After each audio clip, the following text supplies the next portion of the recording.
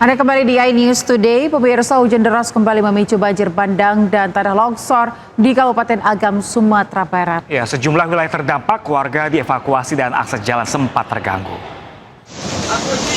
Lah kadang lu iya, ya Allah. Lah kadang iya hujan 2,5 jam saya iya lah kadang. 8 harus sekolah balik ah. Detik-detik banjir bandang kembali menerjang permukiman warga di saat hujan masih mengguyur di Kabupaten Agam, terekam kamera warga. Di kawasan Danau Maninjau, Nagari Sungai Batang, Kecamatan Tanjung Raya, material banjirnya turun dari tebing menjebol dinding sekolah SDN 14 Jorong Labua. Sekolah ini sebelumnya juga telah mengalami kerusakan akibat longsor 2 pekan lalu. Hujan diketahui berlangsung 1,5 jam dengan intensitas yang tinggi, hingga akhirnya air meluap dan merendam kawasan sekolah serta permukiman. Banjir bandang juga terjadi di Kecamatan Palembayan. Curah hujan tinggi memicu luapan air di Kayu Pasak, Koto Alam, dan Silungkang. Warga memilih menghentikan aktivitas dan mencari tempat aman.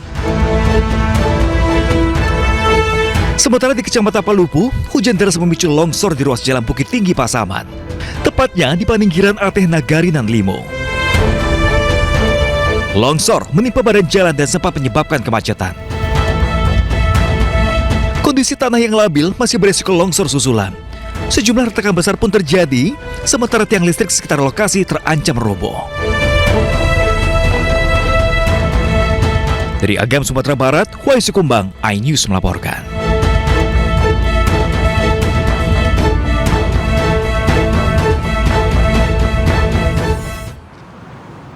Ya, dan pemirsa, untuk mengetahui informasi terkini, kita langsung bergabung dengan jurnalis iNews, ada Wahyu Sukumbang. Selamat pagi Wahyu, seperti apa kondisi terdampak banjir susulan ini di sana? Silakan dengan laporan Anda. Ya, selamat pagi Aya dan Bram. Saat ini saya sedang berada di pertigaan Simpang Malala.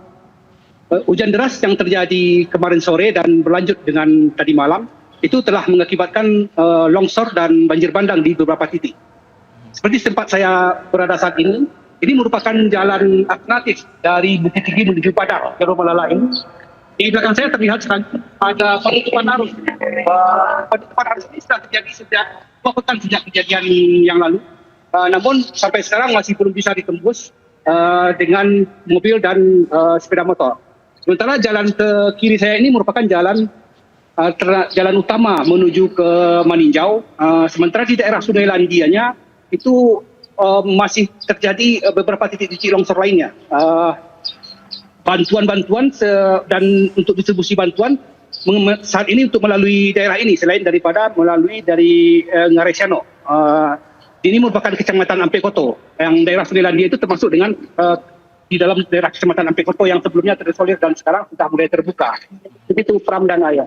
Oke Wahyu, intensitas hujan yang tinggi ini menyebabkan longsor susulan di sana. Lalu bagaimana dengan antisipasi BPBD dan pemerintah setempat agar longsor susulan itu tidak kembali terjadi di wilayah Agam?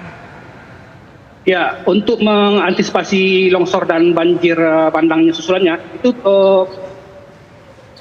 pemerintah menghimbau untuk kepada warga dan siapapun yang sedang berada di lokasi-lokasi yang rawan untuk mencari tempat berlindung atau menjauh dari lokasi yang berpotensi mengancam nyawa, seperti di sungai-sungai di daerah Palembayan itu. Beberapa masyarakat bersama petugas dan relawan itu saat ini sedang kembali membangun untuk yang keempat, untuk yang kesekian kalinya mungkin jalan-jalan dan jembatan-jembatan alternatif untuk menjangkau daerah-daerah yang terisolir. Namun saat membangun jembatan itu, pemerintah sudah menghimbau untuk segera mengosongkan lokasi, mencari tempat yang aman agar tidak diterjang banjir bandang yang diakibatkan oleh hujan yang tiba-tiba sering sekali datangnya secara tiba-tiba. Begitu Pram dan Ayah. Baik, Wahyu, apakah Anda sudah mendapatkan informasi dari pemerintah atau BPBD terkait dengan hujan dengan intensitas yang deras ini sampai kapan? Ya, untuk update-nya dari pemerintah meneruskan dari himbauan atau arahan dari BMKG itu di-share di grup-grup WhatsApp dan dihimbau melalui website resmi. Ini masih akan berlangsung sampai sepekan ini. Curah hujannya yang tinggi disertai dengan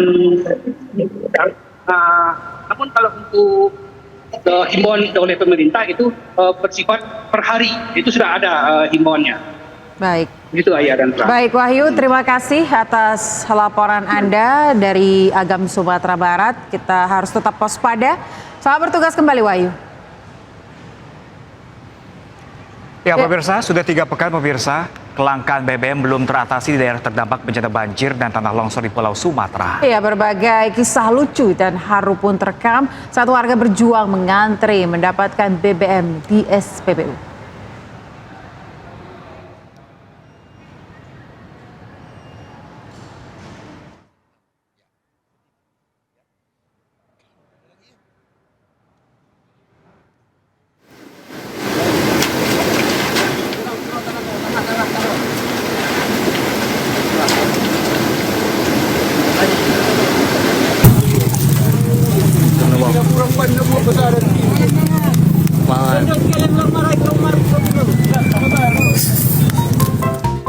Berbagai kisah lucu dan haru menjadi pemandangan keseharian warga saat mengantre mendapatkan BBM di SPBU pasca bencana banjir dan tanah longsor.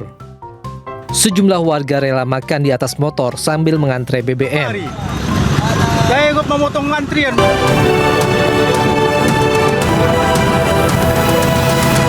Bahwa kemudian saat ini status tersangkanya ini ingin digelarkan. Nah, kita lihat aja apakah ini bisa. Tetapi pada dasarnya kami dapat informasi bahwa memang penyidik itu mengambil puslap ya untuk menjadikan alat bukti juga. Nanti digelar, kita lihat paparannya seperti apa. Nanti kita akan sampaikan lagi ya, seperti apa digelar perkara, apa yang menjadi match dan memang terang benerangnya di mana itu tentu akan dikulas semua ya. Oke. Ini kan Royce Ceres ini kan tidak ditahan ya Bang. Ini dari Abang sebagai pelapor melihatnya seperti apa Bang? Ya, artinya gini ya, tidak ditahan itu bukan berarti tidak ditahan seterusnya. Belum ditahan ya. Ini perlu kita pertegas ya. Artinya pihak penyidik memiliki diskresi untuk tidak atau belum melakukan penahanan. Karena kenapa? Mereka kan mengajukan saksi dan ahli dari mereka. Sehingga dibutuhkan waktu lagi. Oke, karena kewenangan polisi menahan itu hanya 20 hari. Apabila dalam 20 hari belum bisa menyelesaikan pemeriksaan saksi-saksi yang diajukan oleh para tersangka, maka kan wajib ditangguhkan juga. Jadi artinya biar tidak 2 kali kerjaan. Ya, artinya ini belum ditahan. Tapi harapan kami, ya ini saya perlu pertegas.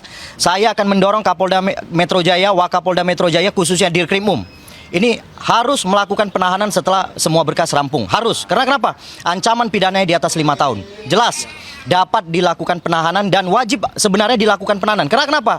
Ini akan menjadi presiden buruk terhadap polda-polda lain. Nanti semua akan mengikuti.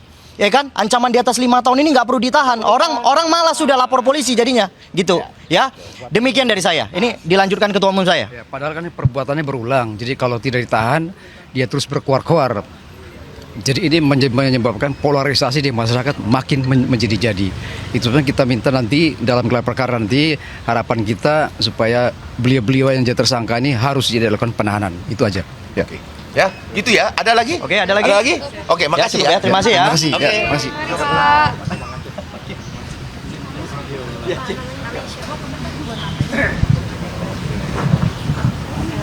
Masih ada tuh.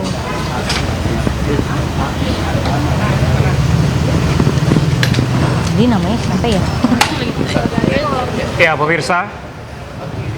pemirsa, hari ini Polda Metro Jaya akan menggelar atau melaksanakan gelar perkara khusus pemirsa terkait kasus tudingan ijazah palsu Presiden ke-7 RI Jokowi, di mana kepolisian akan melakukan gelar perkara khusus ini mulai pukul 10 pagi ini pemirsa. Yang akan dilaksanakan gelar perkara khusus ini atas permintaan tersangka Roy Suryo dan juga kawan-kawan. Agenda ini pun akan dihadiri baik unsur internal maupun eksternal.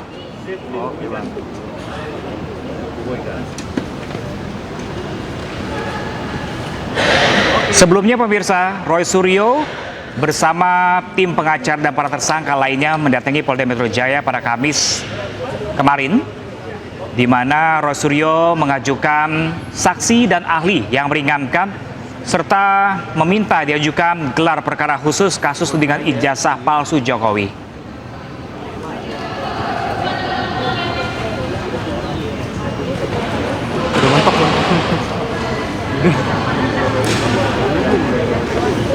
Gelar perkara khusus ini dijadwalkan oleh Polda Metro Jaya atas permintaan para tersangka dalam perkara tersebut, pemirsa, seperti Rosuryo dan juga kawan-kawan.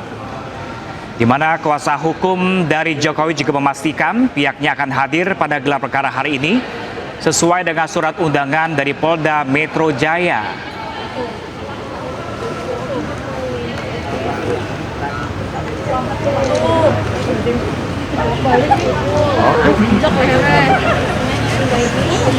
Ya pemirsa, agenda ini menjadi langkah untuk meninjau kembali kasus tersebut, termasuk dasar penetapan tersangka dan bukti-bukti yang dikumpulkan oleh penyidik.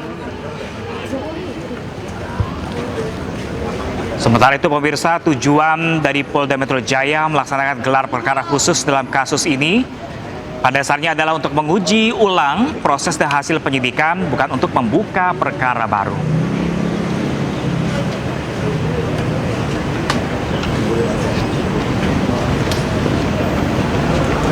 Kita langsung nolak Mas Firdian karena katanya Ayus naik.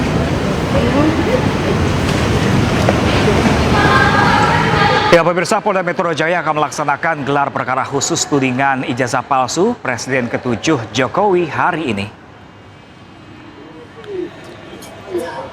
Kubu Roy Suryo sebagai pemohon gelar perkara khusus ingin memastikan apakah ijazah Jokowi sudah disita atau belum oleh penyidik. Kuasa hukum Roy Suryo CS Abdul Ghafur Sangaji menyampaikan jika kliennya ingin mendapatkan kepastian terkait ijazah pembanding yang digunakan sebagai dasar dilakukannya laboratorium forensik. Gelar perkara khusus sendiri ini dilakukan berdasarkan permintaan tersangka kasus fitnah ijazah palsu Jokowi, Roy Suryo CS. Rencananya, gelar perkara akan dihadiri sejumlah pihak internal maupun eksternal, di antaranya Irwasum, Propam, Kompolnas, dan Ombudsman.